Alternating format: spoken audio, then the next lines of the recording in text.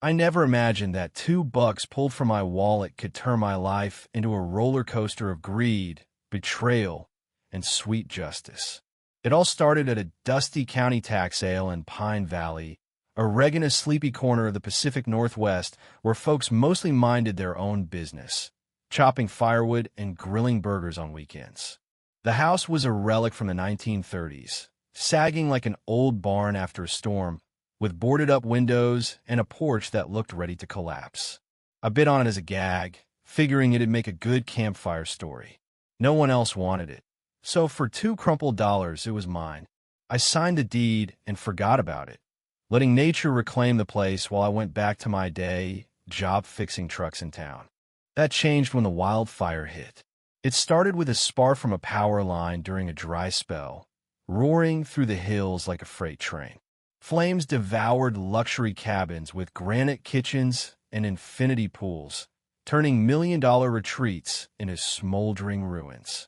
I drove up to check on my investment days later, expecting ash.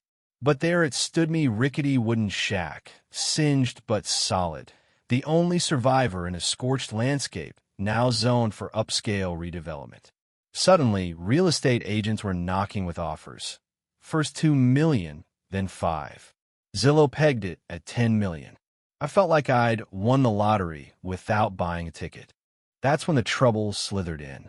One afternoon, while I was nailing down loose boards, a woman strutted up the driveway in a crisp blazer and heels that sank into the gravel. Her name was Brenda Caldwell, president of the Whispering Oaks Homeowners Association. Clipboard in hand, she had that smug vibe like she owned the air you breathed. "You're not authorized to make repairs without board approval," she snapped, eyeing my hammer like it was a weapon. I chuckled. "Ma'am, this land's unincorporated. Bought it free and Clerno, HOA strings attached." Her lips curled into a fake smile. "Oh dear. We've expanded our boundaries to include Pine Valley. You're part of us now." I froze. Expanded? I checked the records. No such thing. But Brenda wasn't bluffing, at least, not about the harassment. The next day, a notice was taped to my door.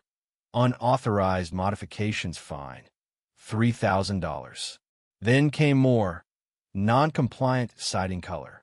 Excessive yard debris in a post-fire ash field. Failure to submit deed for review. By week's end, I had a stack of bogus fines totaling over 10 grand. It was infuriating pure power play to bully me into submission. Who did these people think they were, inventing rules to steal what wasn't theirs?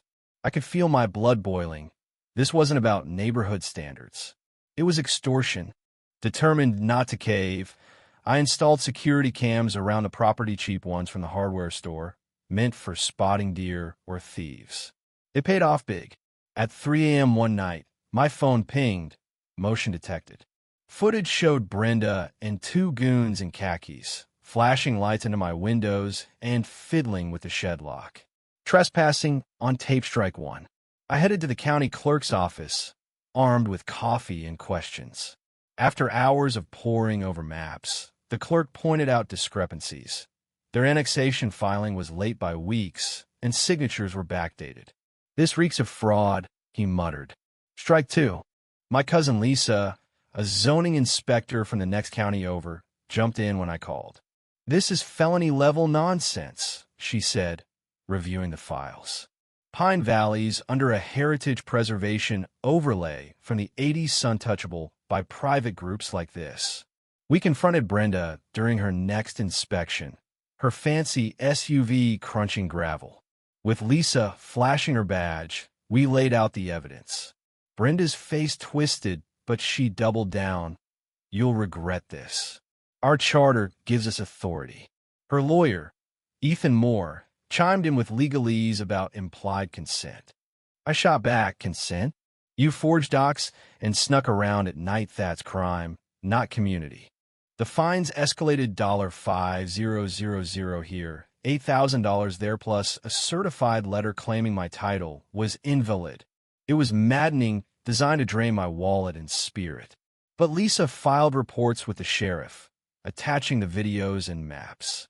Then, an unexpected ally appeared. Walter Green, the HOA's founder from the 90s. He showed up with yellow charters, proving the expansion clause had been axed years ago to prevent abuse. They revived a dead draft, he grumbled. This ain't what I built, it was for keeping lawns neat, not land grabs. The real bombshell? Survey stakes popped up along my fence, tied to Pacific Drilling Company. Lisa dug deeper. They were mapping for oil shale beneath the ridge. The HOA wasn't just after my house. They wanted mineral rights worth millions. Brenda's crew had faked the annexation to greenlight drills, pocketing kickbacks. It was corporate greed masked as neighborly oversight, outrageous, unethical, and illegal.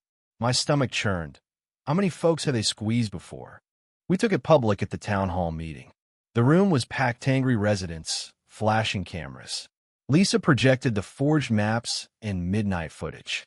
Gasps echoed as Brenda's face appeared on screen, lock-picking like a burglar. This is fraud, trespass, and attempted theft, Lisa declared. Walter testified about the bogus charter. The crowd erupted. Shame. Arrest them. Brenda stammered denials, but the council froze all HOA ops pending investigation. Audits followed, uncovering $500,000 in embezzled dues, fake invoices, ghost vendors, all signed by Brenda. Residents shared horror stories. A widow fined for her mailbox height, a vet hit for unapproved bird feeders.